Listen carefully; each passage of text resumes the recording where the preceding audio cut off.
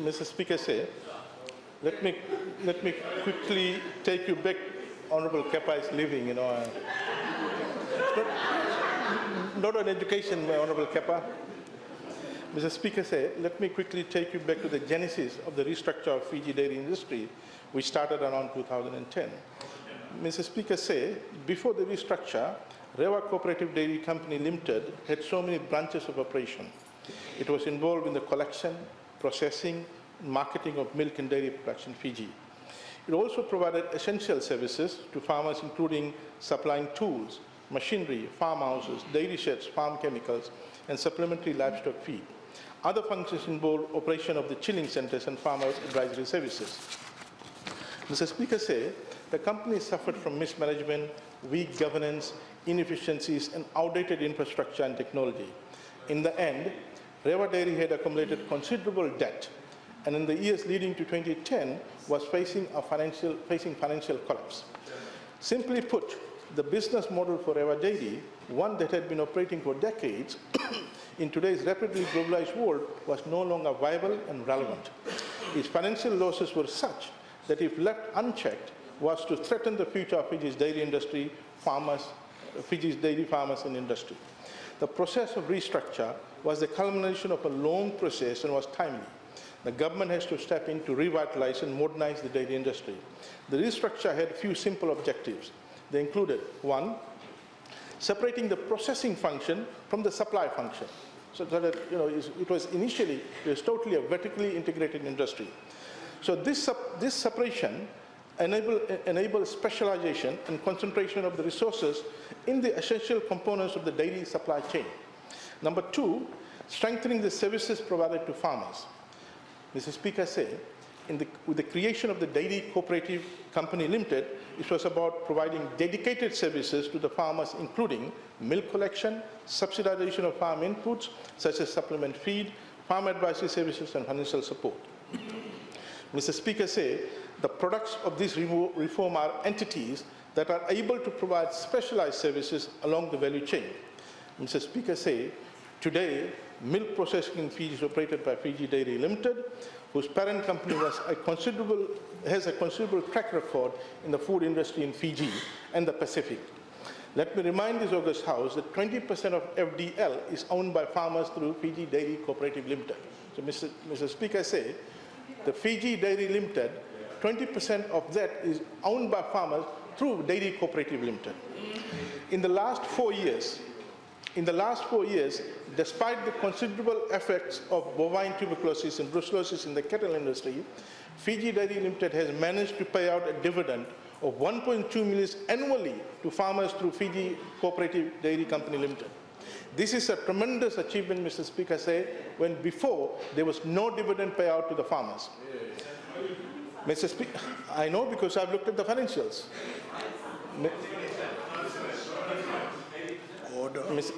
Mr. Speaker,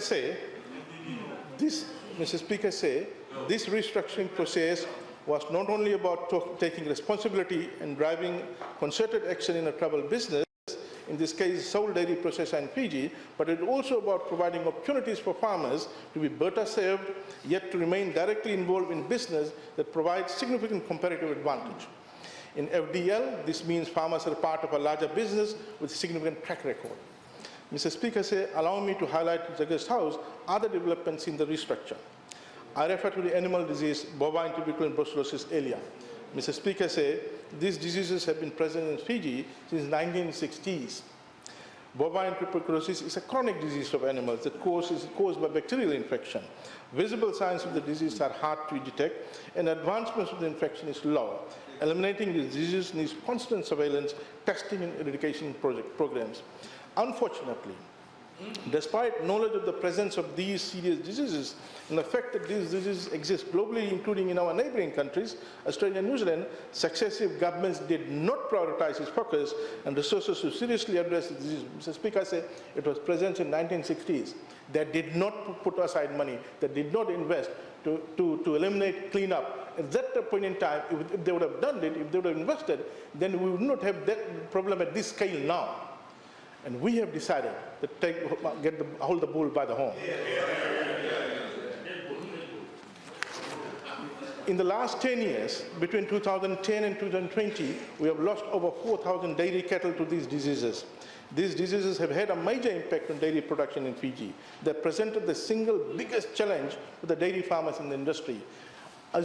Just imagine, Mr. Speaker, say a dairy farmer of 500 stock, losing 400 animals, which were infected. Mr. Speaker, I'm pleased to state that this government has prioritized its resources, both technical and financial, to eradicate these infectious diseases. Over the last 5 years, the ministry has progressively doubled its investment to a dedicated program. A total of $9.6 million has already been allocated to combat these diseases in the last 5 years. And we are making good progress. As I said, $2 million per year. Between 2010 and 2019, we doubled the number of cattle tested for brucellosis and TB. In 2019, infected cattle were less than 2.8% of the total cattle tested. In 2015 and 16, the rate of infections averaged 5%. Mr. Speaker, I must also say that post-restructure, the Fiji government was fortunate to get support from the New Zealand government to help with combating these diseases and revitalizing the industry. Mr. Speaker, bovine TB is found in nearly 48 countries throughout the world. 83% of these countries have control programs for bovine TB, and I'm happy to say that Fiji is one of them. In Australia, the bovine TB program started in the 1970s, and it took them 27 years to be declared free of bovine TB. Bovine TB also exists in New Zealand, and they also have an ongoing strategy to eradicate these diseases. In India, it was estimated that there were 22 million cattle affected with bovine TB in 2018.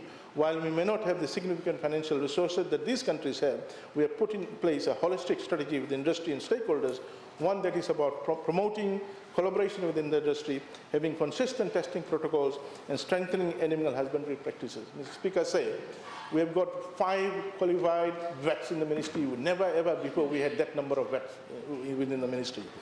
Mr. Speaker, I mentioned earlier the significant number of cattle lost to disease as we stepped up testing in the last year.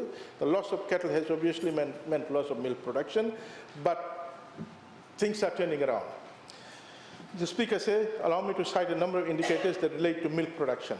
Total volume of smallholder milk production increased overall from 2018 to 2019 from 4.14 litres to 4.18 million litres. The number of cows milked in 2019 increased to 5,370, an increase of 20%. Milk yield per cow, a key measure of farm productivity, has increased between 1 to 2%. At the Minister's Koranibia farm, which doubles as a demonstration farm, milk yields average of 5 litres per cow per day in 2017 to now 9.7 litres per cow per day. Mr. Speaker, I'm happy to say that our government has taken the commercial decision and industry challenges faced by the dairy industry in Fiji head on. Much more remains to be done. Incrementally and progressively, we will deal with this issue to ensure that our beef and dairy industry becomes a leader in the entire Pacific. Thank you.